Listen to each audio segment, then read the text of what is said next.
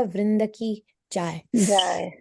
So, Niti Kishore, if you like, you can start reading. It's a very interesting page. Okay, but I'm able to see your this YouTube studio page, Mataji. Vrinda ki Jai. Jai. So, Niti Kishore, if you like, you can start reading. It's a very interesting page. Now I'm not able to see your screen, Mataji. Can you share the screen? Mm.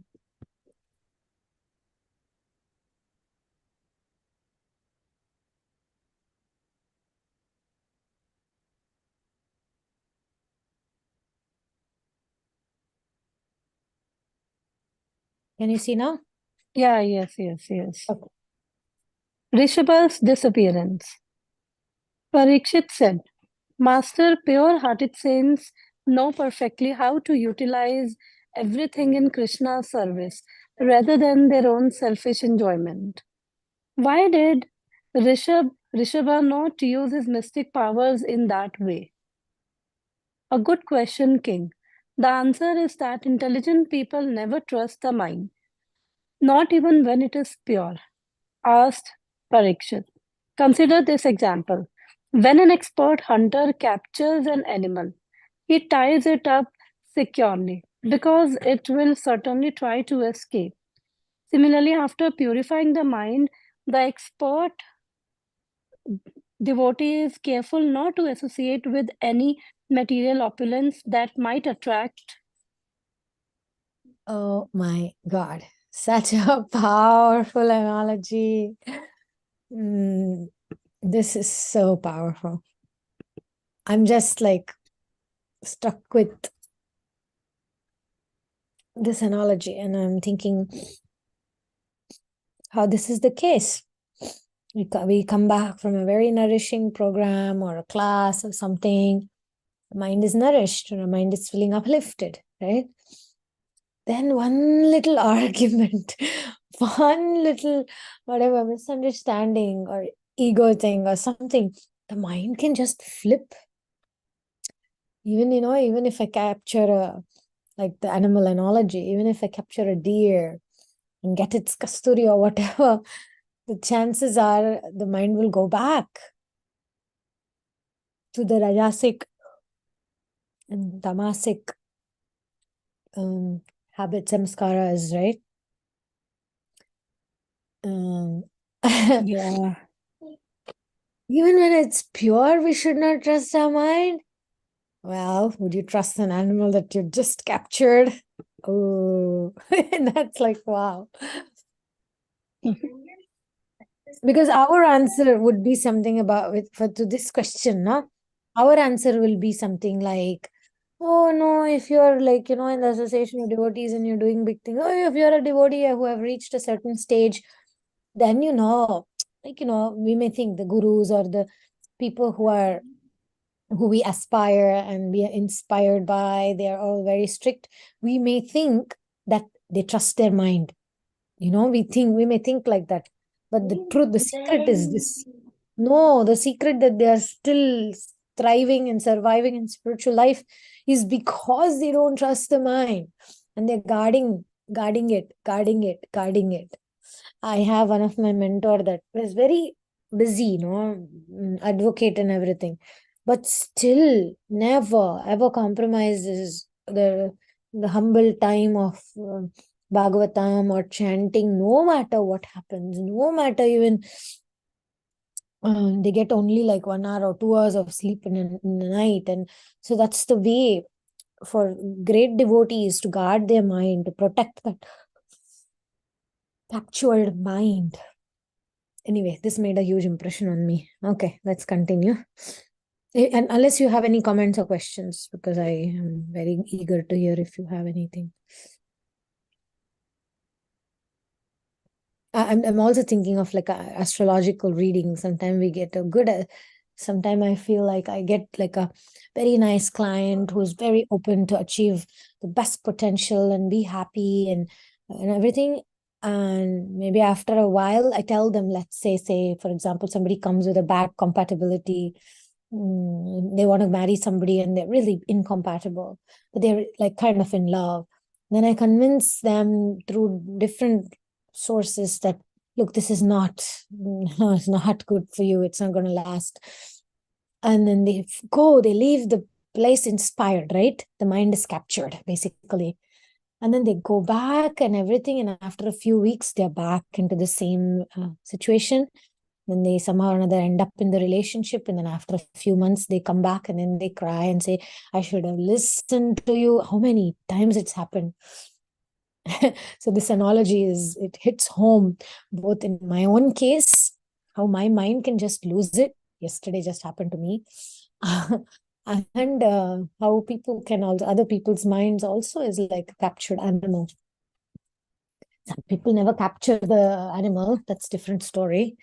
But even if we capture it, it's risky. Yeah. I think even Arjun says, right, mind is faster than the wind, right? It's easier to capture the wind, but not the mind. Yeah. Like a captured animal, like after even it, to keep it under control. Because of course Arjuna could capture the wind, because he had these mystic powers and mystic weapons and he could capture it. But still, you need strength to keep it, right? To keep it. Maintenance is hard. Anything, yeah. You build a house, you get a house. Okay, but then you have to maintain it. Oh, you start a relationship, but then you have to maintain it. Right? Anything needs maintenance. So same with mind control. Need maintenance. That's why the word is mind control. Remember, it's control. It's not mind capture. After capturing, you still need to maintain the control. I feel sometimes that there is me, and then there's a teenager mind inside me, just so rebellious, just wants to do its own thing and doesn't listen. And it's like, I mean, Niti Kishore still doesn't have teenager, I guess, but Komal has teenagers, so she understands. Imagine you have a teenager inside you, right? Going wild, and that's my mind. Like, I think everybody's mind has an age or has like certain situations, our mind acts like a certain age child. Sometimes it acts like a 5-year-old child. I want this, I want this, I want this, I want this, and no reasoning will help.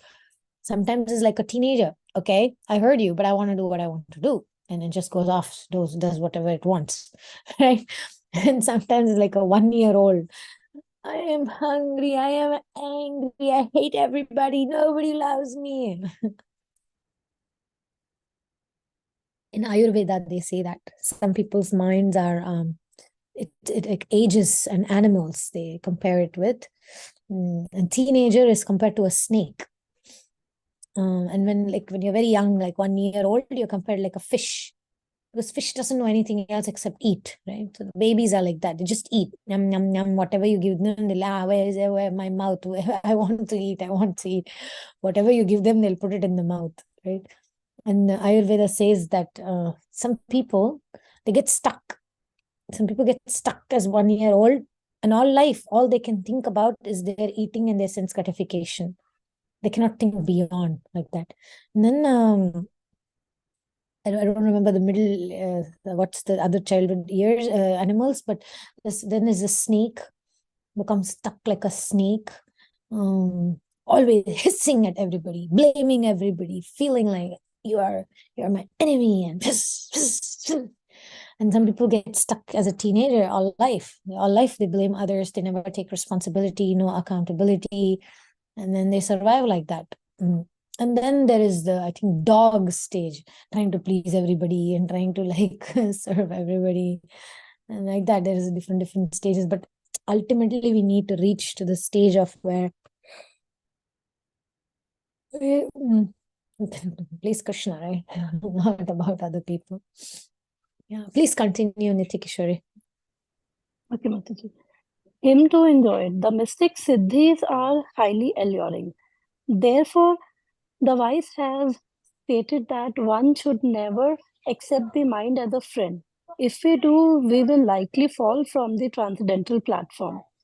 Consider how even Lord Shiva became agitated when he saw Krishna's Mohini incarnation. Or how Shaubari Muni fell from his yoga practice just by seeing two fish copulate. A yogi must not trust the mind, just as a man must not trust an unchaste wife. Given the opportunity, an immoral woman will probably go astray with other men, and sometimes one of her lovers will even kill her husband. Similarly, if the yogi is not careful, the mind will become materially polluted, and he may again fall into material life. My dear Parikshit, no wise person will trust the mind, knowing it to be the root cause of lust, anger, pride, greed, lamentation, illusion, and fear. These enemies oblige us to work for material gain and take another material birth to suffer the consequences. Now let us turn to the example Rishabha set for the benefit of renounced transcendentalists. Since he is Krishna's plenary expansion, he is superior to all the kings and emperors in the universe. But to teach yogis how to prepare for death, he adopted the dress and behavior of an avaduta, an elevated mystic who did not care for social or religious conventions. He acted like a dull-witted, conditioned soul so that no one could recognize his exalted position. In this mood, he relinquished his pastimes in the material world. If you follow in his footsteps and give up the subtle body of material mind, intelligence, and false ego, there is no chance you will. Nityakishwari, I'd like you to share your realizations, because you gave that previous class. It was all about this stuff, right? Very, very connected. And I just want you to like maybe give like a summary of these elements here. What does it mean, giving up material mind, intelligence, false ego, and how they are the enemies, and because they oblige us to work for material gain. That discussion we had about manas shiksha and the donkey urine. Yeah. But because I'll tell you why. Frankly, right now my mind is that rebellious teenager who is blaming people around or whatever. It's being hard for me to digest what we are reading. This also, and also the Bhagavatam 7th canto, the Bhagavatam for Independently Thoughtful. It's a phase where I'm not in a position to say comment because my mind is on strike. So I'd like any of you to, and Yeah. Nityakishwari you'd be perfect to comment. No, Mataji, I'm learning from you by listening to you. So, but No, but you had prepared this class, right? So I just want to hear it to refresh the memory of this this game, this game that we have gotten ourselves into. And at the same time, we have also made a choice of Krishna conscious life, and then these waves are there, and how to deal with. I remember you were saying about how to tolerate these things and how to like practically how to deal with these waves of anarthas, unsteady faith. And yeah, please. Yeah. So basically, what I remember from those talks is that Krishna in 1868, he gives us two choices. That Krishna says, if you follow my instructions, if you listen to me, then you will able to cross this oceans of nations. Otherwise, you will be lost. So basically, what I feel is that this false ego is there because of our ignorance, and so this false ego, we are going through identity crisis. Even as a devotee also, I feel we are going through so many identity crises because like sometimes as a devotee also there is a lot of struggle, because as a devotee also we pick up so many designations and we get attached to those designations, and when our that identity is being threatened by something, somebody, some situation, then basically it's like really painful for our false ego to take that, and then we feel sort of a victim and we go into that different zone. And because even as a devotee, we forget our purpose, because Krishna says, if you follow me, if you follow Krishna, it means following his instructions, what our guru is saying. And so, and we can only see Krishna's hand if we are actually tolerant. And for being tolerant also, we need mercy of Krishna. And we have to see the hand of Krishna in each and every situation. So if we are able to see the hand of Krishna in each and every situation, even though it is pleasant or unpleasant, I know pleasant situations still we are able to navigate, but unpleasant situations, so it's really very difficult to see the hand of Krishna. So we have to be tolerant, like you only told, if something unpleasant happens, then we feel I don't deserve this, why it's happening with me and all. So you only told that why not me, why it could not happen to me just because I'm chanting from 3 4 years, 5 years, 10 years. And what about all that nonsense I've done in the last thousands of years? What about that? So Krishna is so kind that he is actually basically trying to help us by giving these situations.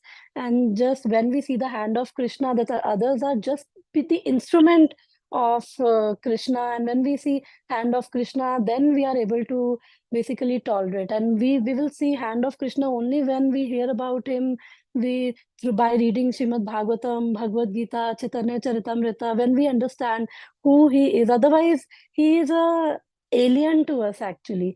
We don't know who he is, how is he pleased.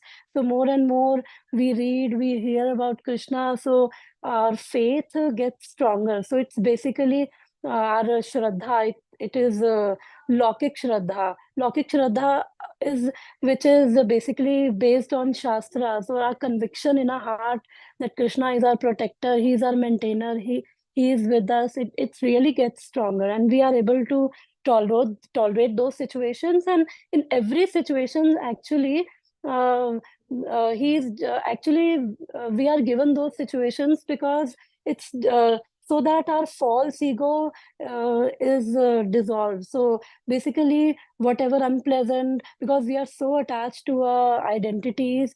So like for example, if in India, some parks, they have that steel fence around the park. So if steel fence it goes around somebody's body, and it is like it goes what do you call it, कि वो अंदर चली जाती है, मतलब it just covers the body, the person is feeling so much pain. And so if somebody has to take it out, so while taking out also, the person will still feel pain, because even though he is being helped, and the thing which he is attached to, and he is feeling so much pain, if that thing is also taken out, it for his good also, then also he's feeling pain, because those fence, if somebody gets stuck in that, so it's not easy that he can come out very easily. Yeah, some effort he has to put. So like that, we also have our attachments, so our conditioning and all. So it's really sometimes it gets difficult to understand about Krishna, his plans. So in anyway, like you only say that like whatever Krishna's will is, we have to accept that. So we can ask strength from Krishna. Krishna, this situation, it's really tough for me to handle, but with your mercy and with your help only, I can navigate. Otherwise, it's really difficult. So if we are not able to see hand of Krishna, then we go into victim, and we feel so terrible. Otherwise, if something good is happening, then pride comes. And from the Mana Shiksha lecture, I remember that while being a devotee also, there would be like, if we do something, some good service, then we get some fame. And also like even though we, because we want some it can happen that we want some pleasure from something, like somebody is very influential, they're coming to temple, and in the name of association we just want to be connected to influential wealthy people and all. And so, and we are saying it it's an association, but actually we want our own pleasure, we want to get connected to those people, we want to get help from them. So it's like a bathing in the donkey urine. We think we are doing bhakti, but in the name of bhakti, we are actually, we have different motive. And so motive is not Krishna. So like somebody is giving a class. So if the intention is that, oh my God, that my everybody should only attend my class, or I should have more followers. And he, to the outer world, he may, like, it's like he's preaching, doing good, but if his intention is that only people should appreciate me, I should have more followers, I should get more fame, recognition, so in the name of doing service to Krishna, preaching, it's like bathing in the donkey urine, because still there will be a burning sensation in the heart in spite of doing so many services. Because our purpose is, initially we can start, yes, I'm doing for Krishna, but we lose track of our purpose, and we deviate from our purpose, and then we start thinking for ourselves only, and we start feeling miserable. So it should be, we should be bathing in the nectar, but it's like we are bathing in the donkey urine. So more and more burning comes, more service I do, more burning is inside the heart. And in order to compensate that, then I am doing so hard work, and I'm showing people that look, I am a great devotee. And like, so I just go into a different zone and just forget I was doing this for Krishna. Wow, many points. I think my favorite is this point, that the last one that you made, that I have the chance to bathe in bhakti, right? There is a chance right there in front of me, and there is also the inclination and habit of trying to bathe with the burning ghee by trying to prove myself.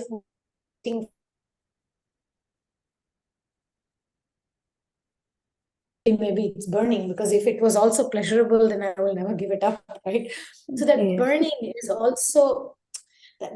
also a catalyst. That's what I've been realizing, that the burning is the catalyst to warn me that don't go there.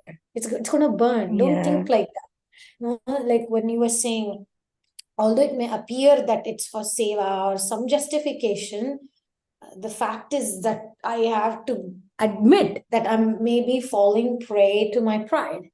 And then Radheshwaradi calls the message, attachment to results causes suffering. So it's not what happens that causes suffering, it's mostly the expectations that go unfulfilled that causes suffering. And then you also were saying about, I'm sorry, I'm repeating it because it's very precious, and I need my mind to hear it again and again. And you said that the suffering is actually coming from wanting that pleasure, and we may use whatever external situation we may, this service, and it starts off pure, right? But then the habits kind of get back, and then it takes, and another hope-giving thing for me is this, that it's difficult to understand Krishna's plan at times. We just need to be patient. We just need to pray. Patience and faith. Patience that I may not understand, and it's okay. It's okay. And yesterday, I called one of my brothers, and then and then the realization was, he was just telling me, just own your feeling, own it. Don't try to run away from disappointment and pain and grief and whatever, disturbance and whatever it is, own it. And it Yeah. helped me so much. Just that don't try to escape, And then I was listening to a lecture, and again, sometimes Krishna gives you, when you try, Krishna gives you messages. And then one of the lectures, it was saying something like, don't look for happiness in life. Don't look for it. Don't go after the happiness. Just admit that some things will not have closure, because the modern psychology or something is about closures, right? Like Rishabhadev here is a closure chapter here. He's trying to close, but we don't sometimes have pleasant closures in certain relationships, certain projects. Sometimes the fact of matter is it's going to be like that. There's no closure. You can't get closure on something. People will never apologize for something wrong they did. Like there are situations like that. So, just live with that. Suck it up. Just live with that. And Energy flows, attention goes. Where attention goes, energy flows. Yeah. So it's okay that if there is no closure, I'm not going to die. It's not that I'm going to die. So very, very, very good points, Nitya Kishori. And I Thank like you, that analogy of that metal which pierces us, and then to take it out, it's going to definitely hurt. But leaving it like that, I'm going to bleed to death. So the taking out process is that taking out of the anarthas, and that's where we ask Nrsingadev's diamond-like nails to gently remove our anarthas as gently as Awesome, possible. Nitya Kishori Mataji. Hare Awesome. Krishna Mataji. Sorry? You are saying something, Mataji? Oh, you couldn't No, I hear? was saying that she explains very well, like Oh, all the okay, points, okay. Oh, whatever in no. the she summarized whatever we are hearing from so many days. She No, thank packed you. in a And small. one thing, I also, I attended a seminar in New Vrindavan here. So I also heard that, we have so many issues. So we can consider them as our small parts, like you were talking about the inner child. So everybody has that inner child. And so all our issues, like some abuse, guilt. We are carrying so much burden on us, and it's like our all those issues are like small parts in us, and they are just covering our true self. And once our true self is uncovered, then we are able to see Krishna. So all our small parts, they are saying, "Oh my God, I got so hurt. People are bad. I want to blame them. Nobody loves me." Because in our life, we have had those experiences in past lives also. So our small parts, they are crying because we are not looking at them. Sometimes we are also denying them, and also when they are crying for us. So these things, if we don't address them, we don't look at them, then these issues come out in our behavior and in our bhakti also. Then they are like obstacles, and they really basically really keep us stuck in them. So when we address them, when we are aware of them, then also Mataji was saying that these parts. So yes, when I was young, I got embarrassed in my class. Everybody laughed at me. So I have to just embrace that small inner child. Oh, I'm so sorry, but Krishna is with me. Krishna loves you. So like this, we address them. We see our things, we become aware, and then more we become aware, then more we are able to accept, embrace, and then those things will not will actually give us clarity of mind. Because otherwise we have so many filters in our mind. We filter each and everything, and this is basically that is only our conditioning. And even though we are listening a lecture also, still our filters are there. We are filtering so many things, and then according what is suiting to us, we are taking that. So if we address those small parts and we embrace them, then our true self will be really no more hidden. Wow. Yes, I have a question. Like, how do you, I'm just asking like personal experience, personal application. How do you deal with this principle? It will affect my spiritual life if I don't deal with ABC. I agree. It is like that for me. What about people that I may see around me that they happen to not even show that they have a conscience, you know? They just kind of looks like it doesn't affect them. They keep using and abusing people, and then they keep moving on, achieving and becoming more and more popular and famous. And one side, I get compassion for them, but on another side, they don't even think that it's a problem. And then I start doubting, why is it that for some people, it just doesn't disturb them? The fact that they may lie and manipulate and use people, it just doesn't disturb them that they do that. Anyway, it's a question, like how would you look at that person because if I look at them with compassion, then I kind of get sucked into being understanding and whatever, and it only leads to again being disappointed.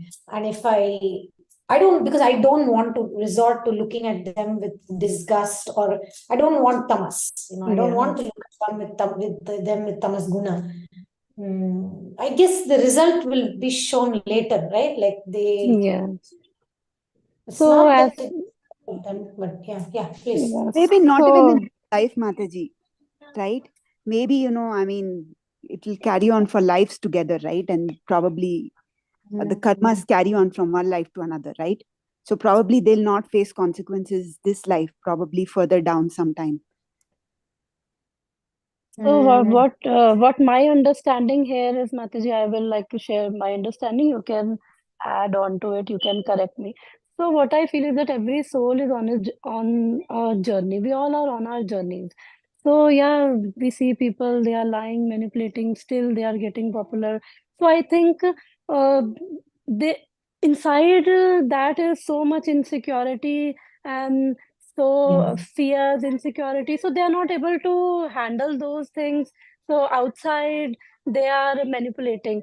But when it's good actually not getting famous and not getting those things, because Krishna is fastening our journey, because we in our journey we are more aware, and instead of judging them whatever they are doing, let Krishna handle them. If they are affecting our consciousness, then I think to some extent we can so that so that, because I think if somebody is affecting my consciousness, then what I do is that to some extent I like distance to, so that my consciousness is not affected. It's not that because they are bad or they are worse, it's just that because I am not that at level that I can handle those things. So I pray to Krishna, give me intelligence how to still be respectful and have a distance from them, because it is affecting me. And please give me strength to see them as your instruments, what you are trying to make me learn in this situation, because everybody is coming just to purify me only. It's that sometimes I blame instruments of Krishna, sometimes I am not able to understand plan of Krishna, sometimes I get angry, yell at Krishna also, but still I pray, Krishna, you give me intelligence, and till that time let me distance myself so that my consciousness is not affected.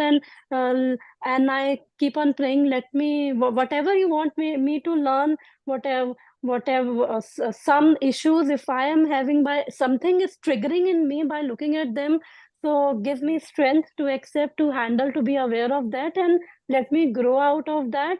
And so if they are on their journey, what's going inside them, help me so that I can grow, I can be a devotee. Like whatever you want me to do, give me intelligence to do that, give me intelligence to handle that. So I think so, and I distance for my nourishment only, so that I don't get affected. So I will distance for in my mind, I still want to be respectful, still having my boundaries. So yeah, I'll deal like that, Mataji. Yeah, you know, what is that in short?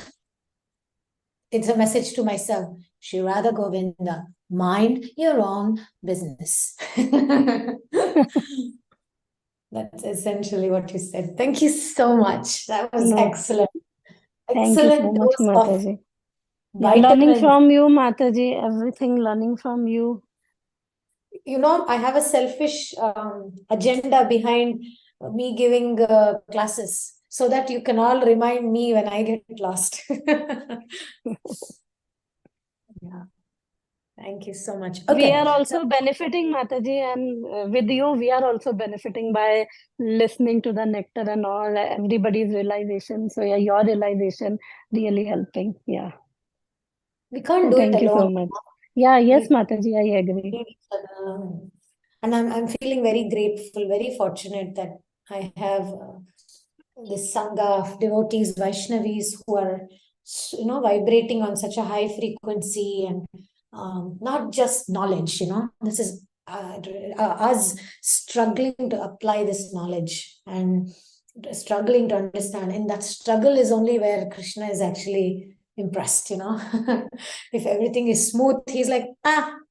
But when we struggle, then he's like, oh, my baby, my child. Yeah, thank you. And Rasastali Mataji. Yes, Uh, yes. yeah, Good morning.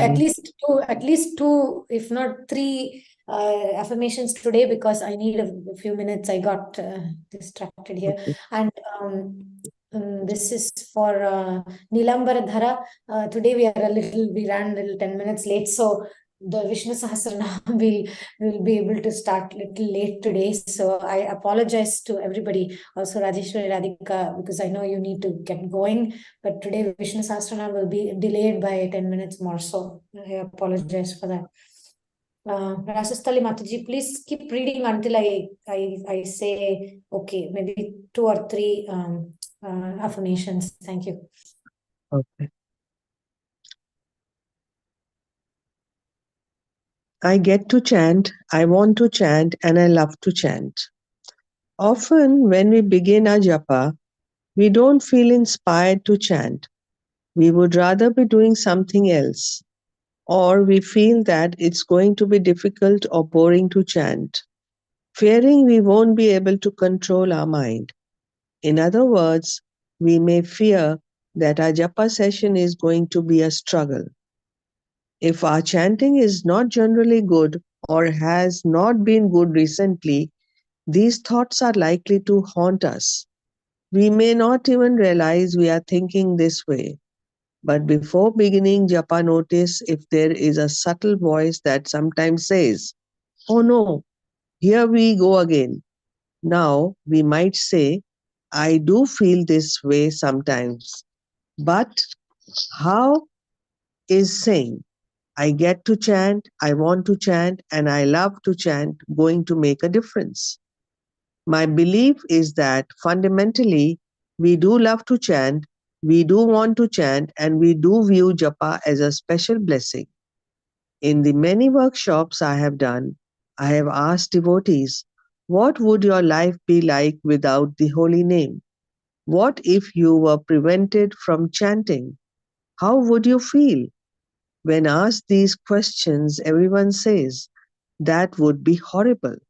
This means at heart, we all want to chant, we appreciate the holy names, and we see chanting as an opportunity rather than a burden.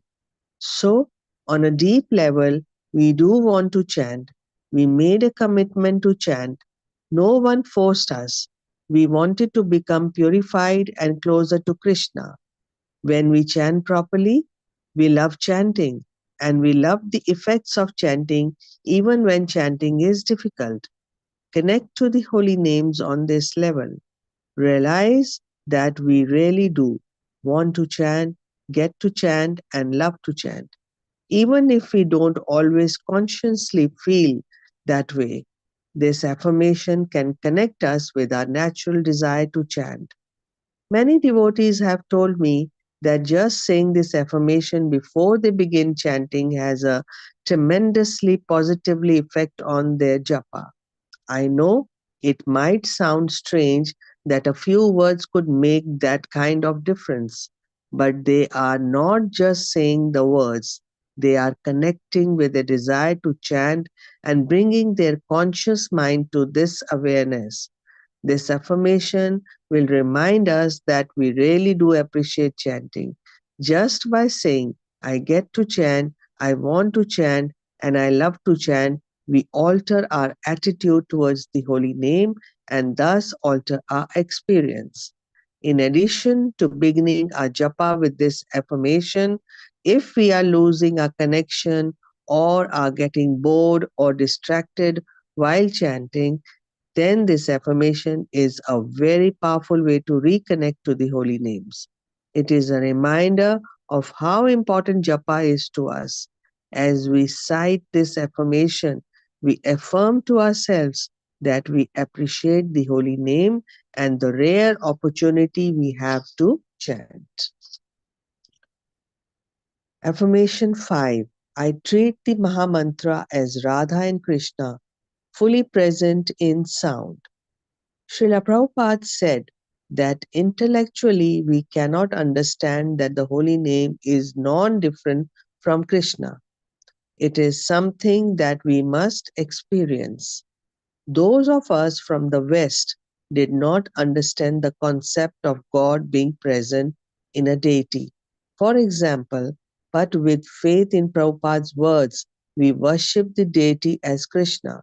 Because we worship the deity with that kind of faith, we began to realize and experience that Krishna is indeed non-different from the deity. We experienced his presence and we became attached to the deity. Is the same with the holy name. We may not be able to intellectually understand how Krishna is the same as his name, but we can experience it. This affirmation will get us off the intellectual platform and help us embrace the name as Krishna. We may not always have much of an experience of Krishna in his name, but when we place awareness on the reality that we are associating with Radha and Krishna while we chant, our experience of Krishna in his name deepens. When we worship the deity in this same consciousness, we begin to experience the presence, mercy, and various aspects of our relationship with the deity.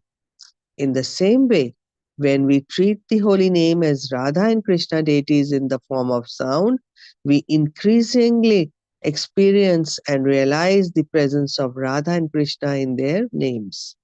Prabhupada said the name is non-different from Krishna, that Krishna is fully present in his name. Therefore, we affirm that we will treat the holy name as Krishna, fully present in sound. We bow down to the holy name within our heart and we chant the holy name with the understanding that this is Krishna. Srila Prabhupada once said, when we chant the holy name, it's the same as taking darshan of the deities. When the curtains open, we bow down. Similarly, we should bow down to the holy name as we chant, thinking that Krishna is manifesting his presence before us. Affirmation 6. I receive and feel Krishna's presence, mercy, and love in his holy names. When we allow ourselves to feel Krishna in his names or feel the mercy coming to us through his name, we put ourselves in a receiver's mood. An achiever's mood means we are trying to squeeze something from the name as opposed to receiving what's already coming to us through the name, the mercy, love, and blessings in the name. It's an awareness that we are trying to get from the holy name already exists within it. We don't struggle to feel the mercy, bliss, and nectar of the name. Rather, we are allowing ourselves to bathe in the mercy, bliss, and nectar that already exists within the name.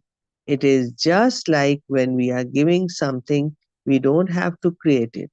We only have to put our hands out, accept it, and enjoy its benefits. This affirmation is meant to put us in the consciousness that rather than making the holy name bless us, we are simply trying to appreciate the blessings already in the name and how they are coming to us as we chant. If I say, I love and appreciate you, you feel my love. The holy name is saying, I'm present here. My mercy is here. My love is here. Please accept it. Please feel it. Please utilize it. Hare Krishna. Harinam Wow. Sankar Jai. And we Jai. Pada ki jai. Gaura Bhakta Vrinda ki Ki jai. Jai.